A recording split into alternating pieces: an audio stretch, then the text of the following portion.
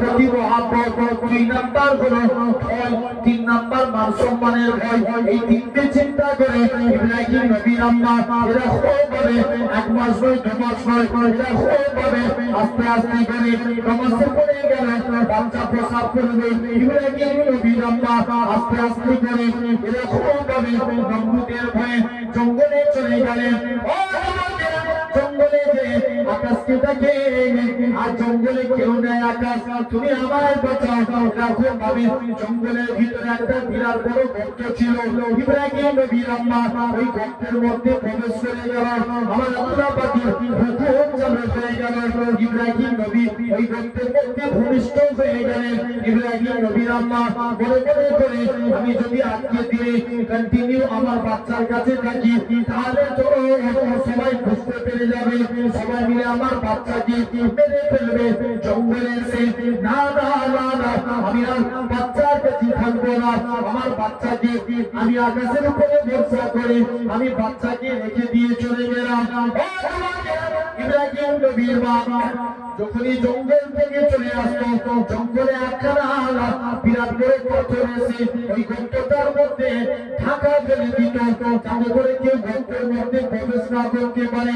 অনুরূপ ভাবে ইব্রাহিম নবীর আম্মা ওই গর্তের মধ্যে আবার যখনই যেতে অটোমেটিক ওই ঢাকনা আবার সরে যেত। এমন সময় আমার আল্লাহ পাক জিবরাইলকে পাঠিয়ে দিলেন, হে হযরতে জিবরাইল, হে হযরতে জিবরাইল, চলে যাও চলে যাও আমার ইব্রাহিম খলিলুল্লাহকে তোমরা আজকে দিনে আমার খলিলকে লালন পালন করবে। যাও হযরত ইব্রাহিম নবীর কাছে চলে গেলেন। হযরত জিবরাইল আমিন ইব্রাহিম নবীর কাছে এসে দুটো আঙুল মুখের মধ্যে দিয়ে দিলেন। হযরত ইব্রাহিম নবী একটা আঙুল থেকে মধু আর একটা আঙুল থেকে আল্লাহর উপরে দুধ বাইরে আগে সেই ইব্রাহিম নবীকে আল্লাহ বড় বড় পরীক্ষায় করেছিলেন।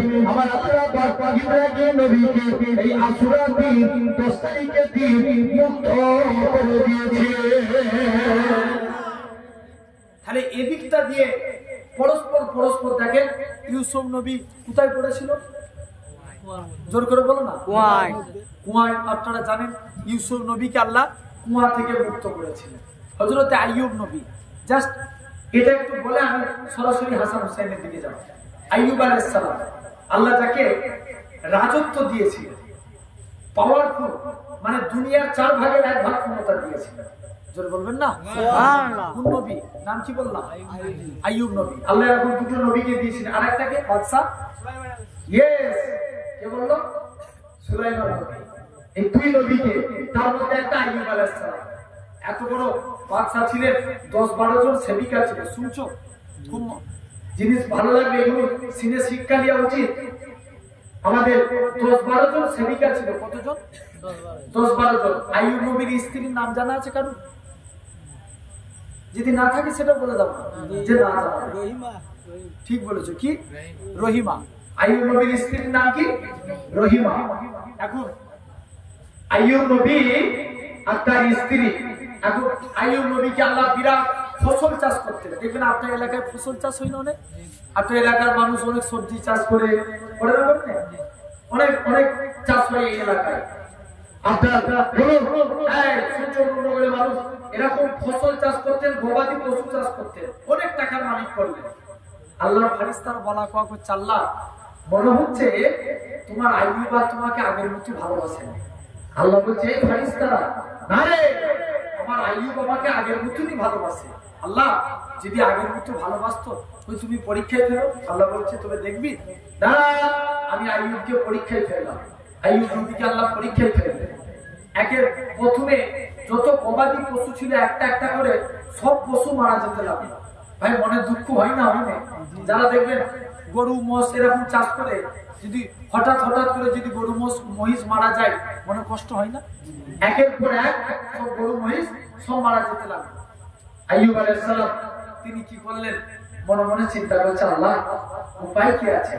আইয়ুব আলাইহিস সালাম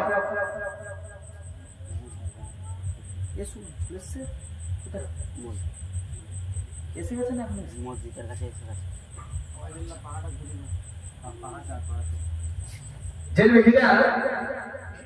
আয় শুনছো ভাই? এখন মাশাআল্লাহ আমাদের সুনাম ধন্য আমাদের মাতার তাজ ভাই জানো এই জলসাই প্রায় 3 বছর আসছে তাই তো পরস্পর ভাই জানো থাকেন ভাইজান আসছে ওনার সম্মানার্থে আমরা একটু বৃদ্ধি না রেখে জোরে না রেখে